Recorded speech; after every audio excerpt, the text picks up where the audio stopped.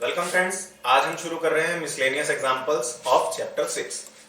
First example, solve 5x minus 3 is less than 7 and greater than equal to -8। देखिए, ऐसी inequalities हमने देखी हैं, बट इस चैप्टर में हम पहली बार देख रहे हैं, तो इसको थोड़ा सा डिस्कस कर लेते हैं, थोड़ी चर्चा कर लेते हैं इस पे। ये बेसिकली दो इनइक्वालिटीज हैं। 5x minus 3 दो बातें बोल रहा है। इधर से तो बोल रहा है कि 5x minus 3 7 से कम है, और एक बात इधर से जो बोल रहा है वो बोल रहा है कि 5x minus 3 -8 से या तो बड़ा है या उससे ज्यादा है। ठीक है, तो इस एक को सॉल्व करने का मतलब आप ये दो अलग अलग इनइक्वालिटी सॉल्व कर रहे हैं। ठीक है, तो इसको साथ में सॉल्व कर सकते हैं। कैसे कर सकते हैं कि जो भी ऑपरेशन करेंगे वो तीनों साइड में करेंगे। ठीक है, ये बेसिकली क्या हो गया, ये हो गया 5x minus 3 is in between -8 and 7। तो अगर आप इधर 3 ऐड कर रहे हो तो इधर भी करोगे और इधर भी करोगे, इधर 3 सब्ट्रैक्ट कर रहे हो तो इधर भी करोगे, इधर भी करोगे, इधर भी करोगे, तीनों साइड में ऑपरेशन करोगे। माइनस से मल्टीप्लाई कर रहे हो तो तीनों साइड करोगे, तो ये इनइक्वालिटी भी चेंज होगी और ये इनइक्वालिटी का साइन भी चेंज होगा। ठीक है, बाकी सब रूल सेम ही है। तो इसको हम, क्योंकि आगे हमें प्रैक्टिस बनानी है इसको इकट्ठे सॉल्व करने की, तो अलग अलग सॉल्व नहीं करेंगे, इसको हम इकट्ठे ही सॉल्व करेंगे। तो देखते हैं कैसे करना है। मुझे x को अकेला करना है, तो मैं पहले तीनों साइड में 3 ऐड कर देता हूं। तो यहां क्या होगा, -8 + 3 5x minus 3 + 3 7 + 3। इनइक्वालिटी का साइन तो सेम रहेगा, क्योंकि मैंने ना माइनस से मल्टीप्लाई किया अभी तक, ना डिवाइड किया है। यहां पर क्या हो गया, -5, यहां पर क्या हो गया 5x, ये कैंसल आउट हो गया, और यहां पर क्या हो गया 10। अब मैं क्या कर सकता हूं, अब मैं 5 से तीनों साइड में डिवाइड कर देता हूं, 5 से, नॉट -5। -1x 2, यही मेरा आंसर आ गया। x जो है वो -1 से बड़ा है या -1 के इक्वल है और 2 से छोटा है। ठीक है, तो इसको सेट में क्यों नहीं लिखना है, क्योंकि अभी उसने कुछ बोला नहीं है कि x रियल नंबर है या x इंटीजर है या क्या है। अगर रियल नंबर के लिए इसको लिखना चाहो, if x is a real number, तो इंटरवल में लिख सकते हैं, देन x बिलोंग्स टू, किस इंटरवल को बिलोंग करेगा, -1 से बड़ा है और उसके इक्वल भी, तो बड़ा ब्रैकेट -1, और इधर क्या आएगा 2 स्मॉल। ठीक है, आंसर आपका यहीं पे आ गया। अगर x आपको दिया होता रियल नंबर है तो आप इस तरह भी लिख सकते थे। एग्जांपल 17, इसमें भी हमें एक डबल साइडेड इनइक्वालिटी दी हुई है। सेम प्रोसेस है जो भी हमने पिछले क्वेश्चन में सीखा। तो यहाँ पे देखो हमें डिनोमिनेटर दिख रहा है, फ्रैक्शन दिख रही है, तो सबसे पहले तो इस डिनोमिनेटर को खत्म कर लेते हैं। कैसे करेंगे, 2 से मल्टीप्लाई कर दो, तो ये क्या हुआ -10, ये क्या हुआ 5 -3x, क्योंकि यहां तो 2 से 2 कैंसिल आउट हो गया, और ये हो गया 16। ठीक है, अब हमें x को अकेला करना है, तो क्या करते हैं, 5 सब्ट्रैक्ट कर देते हैं, ये 5 हटाना है यहां से। देखो, इस ऑपरेशन को आप ऐसे भी कर सकते हो कि 5 इधर ले गए, लेकिन पैरेलली 5 को उधर भी ले जाना पड़ेगा। तो अगर ऐसे नहीं आपको अभी तक ध्यान आ रहा है, ऐसे प्रैक्टिस से थोड़ा सा आएगा, तो अभी हम ऐसे ही करते हैं, तीनों तरफ हम 5 सब्ट्रैक्ट कर देते हैं। तो यहाँ पे -10 - 5 क्या होगा, -15, ये तो कैंसल आउट हो गया, -3x, -5 करेंगे तो यहां पर क्या हो जाएगा, 11 हो जाएगा। ठीक है, अब देखो x को अकेला करना है तो -3 से डिवाइड कर दो। अब माइनस से डिवाइड कर रहे हैं, इनइक्वालिटीज का साइन चेंज हो जाएगा, ये ध्यान रखना है। -3 से जब आप डिवाइड करोगे, माइनस से माइनस कैंसल, यहां पर क्या आ गया 15/3 5, माइनस से क्या है तो इनइक्वालिटी का साइन चेंज। इसको -3x से डिवाइड किया, -3 से डिवाइड किया है तो ये x, फिर -3 से डिवाइड कर रहे हो तो 11/3। इनइक्वालिटी का साइन चेंज करना ध्यान रखना है, प्लस ये जो माइनस है इनको हटाना है। ठीक है, आंसर आ गया आपका। अदरवाइज इसको आप ऐसे भी लिख सकते हो, x 11/3 से बड़ा है और 5 से छोटा है। ठीक है, बेसिकली इनइक्वालिटी, अगर डबल साइडेड इनइक्वालिटी लिख रहे हैं तो उसको लिखने का थंब रूल जो यूजुअली नोटेशन फॉलो करते हैं वो क्या है कि जो आपकी बीच वाली क्वांटिटी है उसके लेफ्ट साइड में वो क्वांटिटी आनी चाहिए जिससे कि बीच वाली क्वांटिटी बड़ी है, और राइट साइड में वो वाली क्वांटिटी आनी चाहिए जिससे बीच वाली क्वांटिटी छोटी है। तो इसको पलट कर लिखने का लॉजिक यही है। एग्जांपल 18 देखते हैं, solve the system of inequalities. दो इनइक्वालिटीज दी हैं, इनको सॉल्व करना है।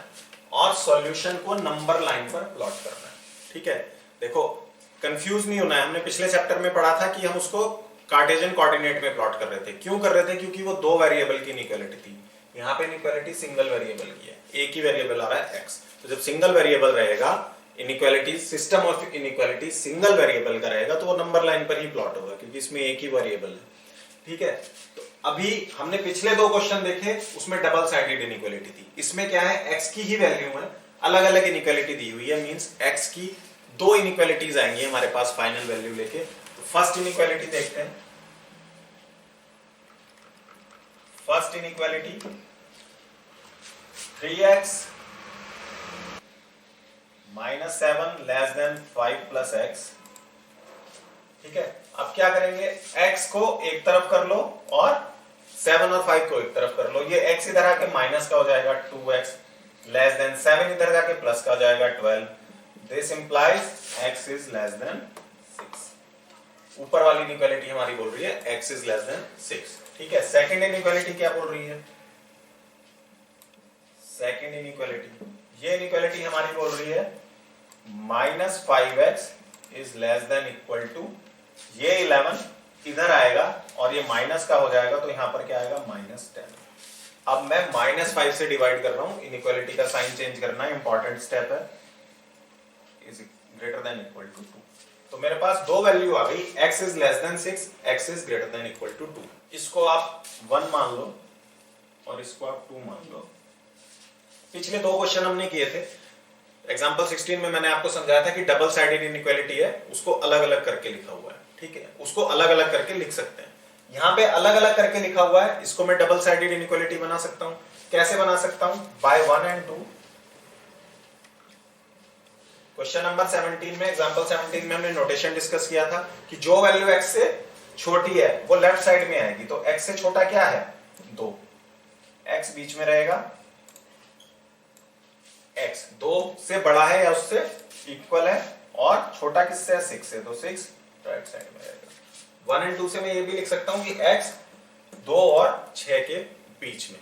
ठीक है, ये दोनों इनइक्वालिटी मैंने कंबाइन कर दी। अब इसको नंबर लाइन पे प्लॉट करना है। ठीक है, तो बिल्कुल सिंपल काम हो गया। ये नंबर लाइन यहां बना लेते हैं, 0 -1 -2 1 2 3 4 5 6। ये नंबर लाइन चल रही है। अब बोल रहा है x 2 से बड़ा है या उसके इक्वल है, तो 2 ये मिला यहां पर, बड़ा है या इक्वल है, तो कौन सी बॉल बनाएंगे? डार्क सर्कल बनाओगे।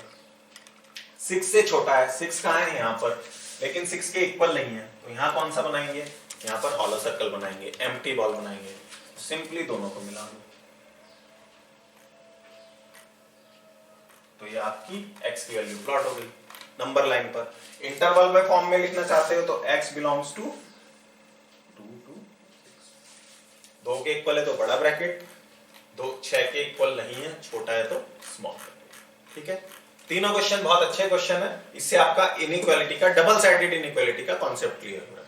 एग्जांपल 19 देखते हैं। अभी तक जो हम इनइक्वालिटीज पढ़ के आए हैं उसका ये प्रैक्टिकल यूज हमको समझा रहा है।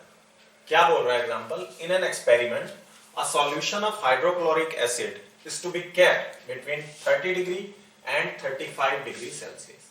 मींस जो हमें टेम्परेचर रखना है डिग्री सेल्सियस में, वो 30 डिग्री और 35 डिग्री के बीच रखना है। कहने का मतलब जो टेम्परेचर है, सपोज C है वो सेल्सियस वाला टेम्परेचर, क्वेश्चन में दिया भी हुआ है आगे कि C is the temperature in degree Celsius and F in Fahrenheit. तो 30 से ज्यादा होना चाहिए, 35 से बड़ा होता है, 35 से छोटा होना चाहिए। इन बिटवीन का मतलब यही हुआ, इनइक्वालिटी यहाँ पे हमारी यूज हो गई। ठीक है, इक्वल किसी का नहीं होगा, ऐसी बात बोल ही नहीं रहा है। नोटेशन हम वही फॉलो कर रहे हैं, जिससे बड़ा है वो चीज लेफ्ट में, जिससे छोटा है वो चीज राइट में। Now, what is the range of temperature in degree Fahrenheit if conversion formula is given by this? तो भाई C is equals to 5/9 F minus 32 दे रखा है। तो इस इनइक्वालिटी में फ़ारेनहाइट में हमें ढूंढना है, तो फ़ारेनहाइट कहीं ना कहीं से लाना पड़ेगा। C की ये वैल्यू यहां रख दो। ठीक है, तो 30 डिग्री 5/9 F minus 32 35 डिग्री। तो वे इनइक्वालिटी आ गई, एफ के लिए सॉल्व करना है इस इनइक्वालिटी को, डबल साइडेड इनइक्वालिटी है। देखो यहाँ 5/9 है, तो डायरेक्टली क्या कर सकते हो, तीनों साइड में 9/5 से मल्टीप्लाई कर दो। क्या होगा, जब इसको 9/5 से मल्टीप्लाई करोगे तो 5 से डिवाइड करोगे 6 आएगा, और 9 से मल्टीप्लाई करोगे 54। यहां पर क्या बचेगा, f-32। और यहां पर क्या होगा, जब आप 5 से डिवाइड कर दोगे तो क्या आएगा 7, और 9 से मल्टीप्लाई करोगे तो 63। सिंपल हो गया। अब तीनों तरफ 32 ऐड कर दो। ऐड करने पर क्या होगा, इसमें 32 ऐड करोगे तो 86, यहां पर f ही रहेगा, और यहां पर 32 ऐड करने से क्या हो जाएगा 95। तो जो रेंज पूछी है उसने डिग्री फॉरेनहाइट्स में, that will be given by this, that means Fahrenheit temperature will be in between 86 degree to 95 degree. This is our answer. Example 20 अच्छा एग्जाम्पल है, इंपॉर्टेंट है। ये भी अगेन हमें इनइक्वालिटी के प्रैक्टिकल यूज में लेके जा रहा है। इसमें आपको परसेंटेज के कॉन्सेप्ट की भी जरूरत पड़ेगी, ठीक है। हालांकि केमिस्ट्री में आप ये लोग करते रहते, ये लोग हम करते रहते हैं केमिस्ट्री में इस तरह की चीजें। देखते हैं एक बार क्वेश्चन देखते हैं। A manufacturer has 600 litre of a 12% solution. पहले तो इस चीज का मतलब समझना है। आप में से काफी लोगों को पता होगा, अगर नहीं पता है 12% सॉल्यूशन का मतलब ऑफ एसिड, एसिड का सॉल्यूशन। एक सॉल्यूशन है 12% solution means 12% solution of acid कि उसके 100 पार्ट में 100 part contains 12 parts of acid.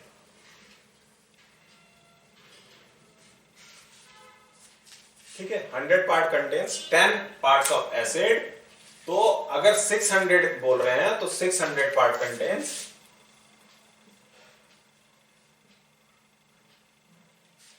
कितना, 12 into 6 parts of acid। ठीक है, इसका मतलब ये है, क्वेश्चन में इसकी जरूरत नहीं पड़ेगी, मैंने बस आपको समझाने के लिए बताया है।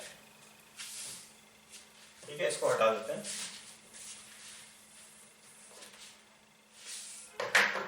तो देखो अब वो बोल रहा है वी हैव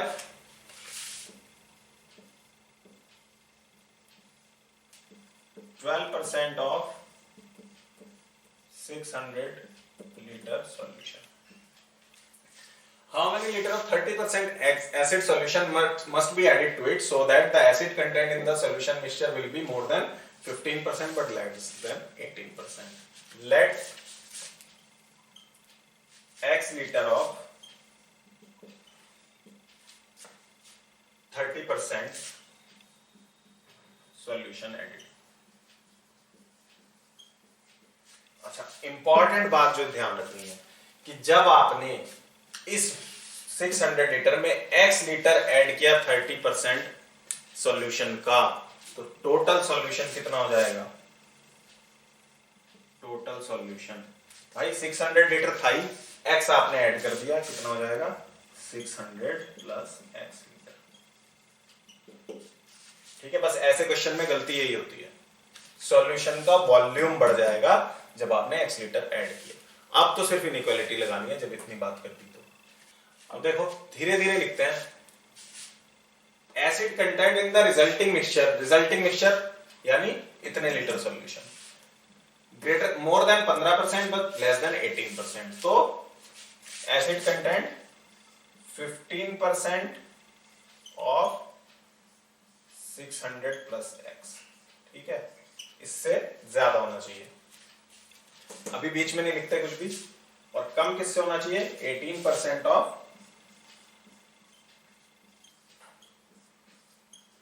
600 प्लस x। बीच में क्या लाना है वो देखना। रिजल्टिंग सॉल्यूशन ये बनेगा 18% of this much, 15% of this much. बीच में क्या लाना है, देखो हमारे पास क्या था, हमारे पास था 12% ऑफ 600, उसमें हम कह रहे हैं x लीटर हमने ऐड किया 30% का, मींस 30% ऑफ x।